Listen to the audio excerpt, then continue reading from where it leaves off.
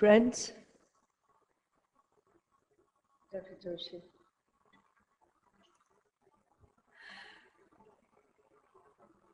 Anand was kind enough and with great affection, he invited me to come and participate in this seminar that he's holding. And I must say, I've been happy to respond to him.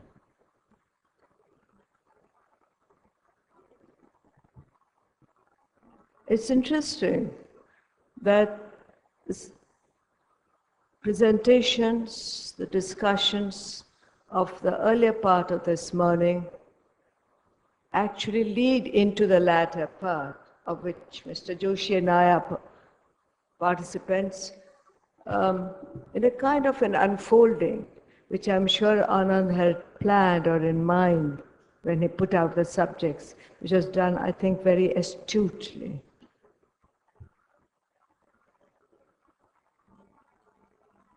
May I just begin by saying, in the time that there is, I'm of the same upbringing and lineage as Professor Binu.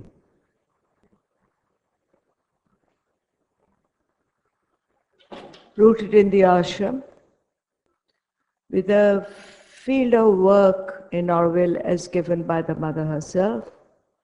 It is a very richness of a field of learning and experience.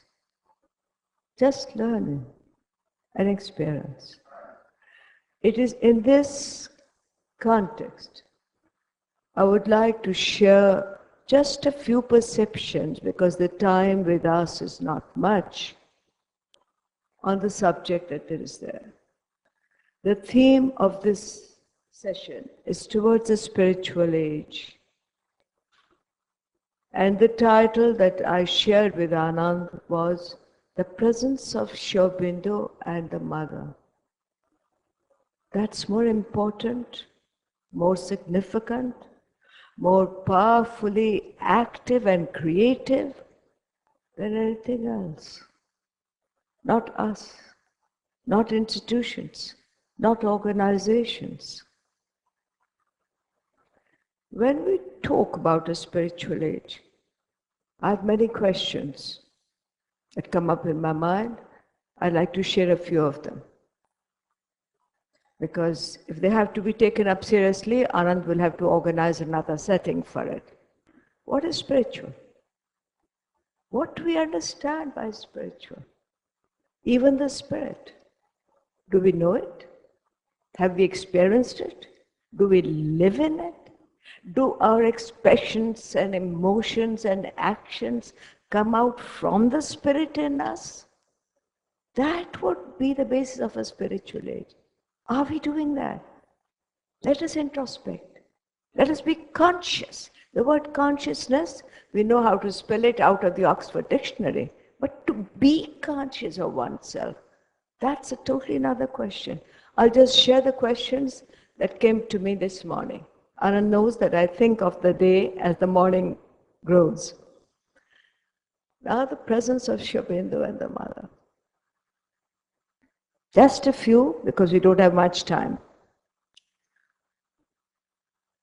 We have our entire century, the 20th, dominated, in the right sense of the word, enveloped by not just the presence of Sri Aurobindo and the Mother, but realizing, as we look at events of the 20th century, physically, visibly, historically, chronologically, this presence is a mighty action, an action of transformation. Nobody has raised that word so far, at least this morning. Early years of the 20th century, what did Sri Aurobindo say as he came to Pondicherry? That beautiful quote of the Mother's. The avatar of the future meets with the obstacles and the resistances and the realizations and achievements of the past. He said, what the world is going through is not a crisis of evolution. It's a crisis in the very process of evolution, sorry, not of civilization, as it's made out to be very often, but a crisis in the very process of civilization. And this crisis is going to mount itself in tension and equity and urgency. And man will not know how to find his way through the transition when that time comes upon him in its full problems, as it's now and has been for some decades. For him, he had to find a way out that would help humanity go through. That's how the quest for integral yoga started. The mother joined him. All the new philosophy and psychology and sociology and all the thought came out of their experience of the world that would be created beyond transition of that evolutionary process. We cannot go much into that except that his focus was transformation of matter. Whatever may have said about it or heard about it in the course of this morning, their aim was very clear. Transformation of matter, which means the spirit was in matter. And therefore it could be made to come out and it could transform the matter in which it was contained. And out of that matter we have emerged. Where have we come from? From that matter, life emerged. From that life in matter, mind, the mental being emerged. Our base is matter, body, life, and mind. That's what we are made of. It's this transformation they came for as an action. What form the divine action takes is multifarious. It depends on the nature of human living and of humanity itself. But just to go on another track, because we cannot go along this path for long enough, there isn't time for that. As we look at the beginning of the 20th century to the beginning of the 21st, we see very clearly just a few landmarks which show us the transition. The turn of the century, you have very powerful movements going on in Europe, very powerful in India and Asia. And Sri Aurobindo was part of both. In Europe, the intellectual primacy was softening towards the end of the 19th century, in fact, the middle of the 19th, but much more towards the cusp of the two centuries. The primacy of the intellectual was giving rise to intuitive feelings. In all the philosophy, in the literature, in the art, in the psychology much later on, everything was giving way because the intellect had reached certain limits, as Professor Binu pointed out this morning. That is one of the benefits of science. It at certain moments says it doesn't know, and it's honest enough to say it doesn't know. It's seeking. It wants to explore. That is its training, that is its profession. It is trained to find out, discover knowledge, give it up when the new one comes, give it up when another one comes, not to hold on to past knowledge. Look at the last few decades of scientific research at the frontier areas. Every theory has been given up because new have been found. And the ones today say they don't know what they'll find 10 years later. It's the simplicity of the mind and its limits. This change was taking place. We had the two world wars in Europe. And after the world wars, all the urge to set up international organizations for the world. These are important facts of our life. From UN to everything, there was an international forum to be created because the sense of one world which could have unity, not have wars, not have division, that was very strong and powerful. The spread of education, democracy, these were factors. You can't go further in it. I'm just pointing out a few.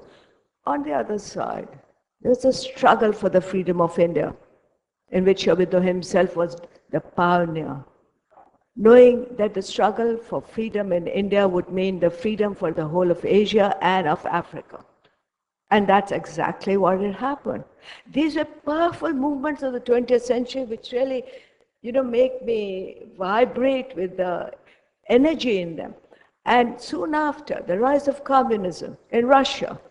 And soon after, in a few decades, the closing up of the circle of communism, which at one time would have dominated the world. I'm just touching upon a few things because we are all very aware of what happened. But this is the century of action. And they wanted transformation of matter, including the conquest of death.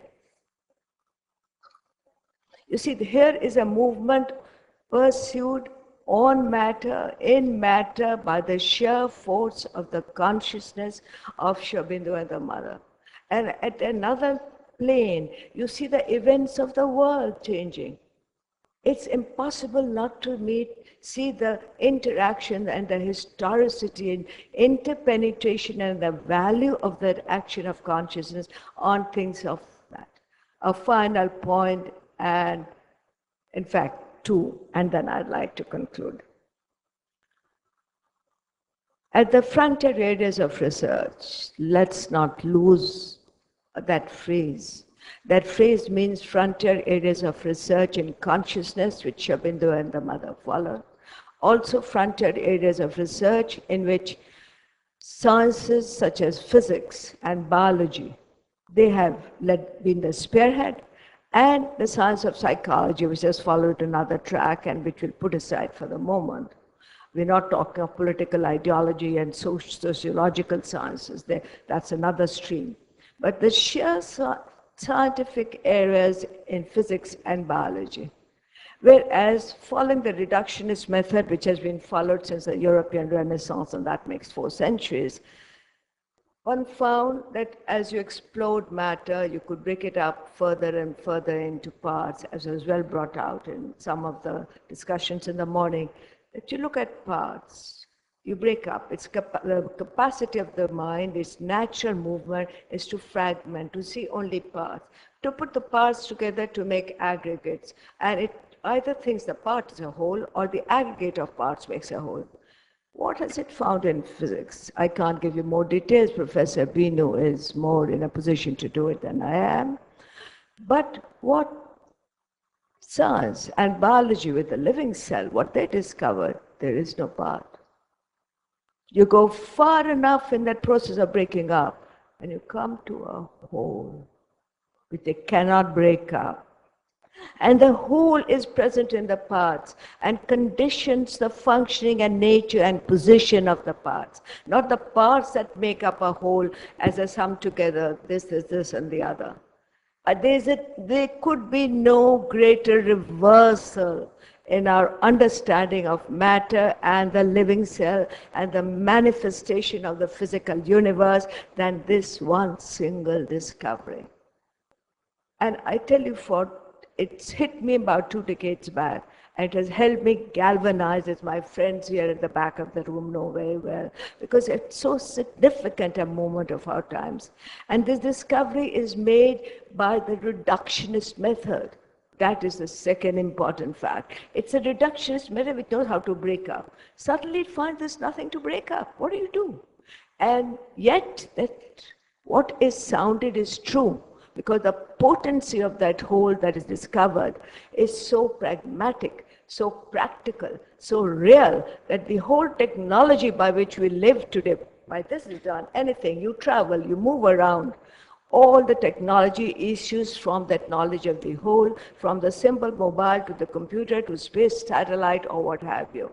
And the technology works, so it's not a philosopher in his contemplation or even a saint or a sage in his meditation. It is practical. The unity and the wholeness is grounded in matter. Where are you? I'm just finishing. I know the time is up. This fact of wholeness of matter, this is a critical fact. Whatever the means by which we've discovered it, but it rests in matter. At this point, I can only share what I sense. I have no idea if it's right or wrong. You have to see it for yourselves when you look at life and look at yourselves. It's not a question of evolution, continuing to evolve from matter to life to mind. Involution, which held the secret of wholeness in itself, has revealed the wholeness, however difficult it may be for us to see it and even more so to live it. If the wholeness involved in involution becomes explicit, perhaps what's taking place is mutation. It's no longer evolution as we have known it in the past, a mutation of being, a new kind of a being. And you look at a younger generation around the world, across countries, across cultures, across religions, across professions. I'm amazed at the similarities that they have. They have a kind of wideness, a simplicity, a transparency, a directness, which it seems to me are signs of a wholeness that is lived.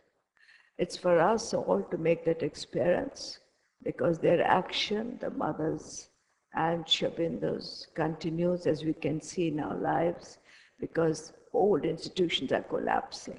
Everything is collapsing, the most well-founded institutions. Something new is emerging. Why are they collapsing? Those are fundamental questions. What makes them collapse? Because a new is emerging. Thank you for your patience.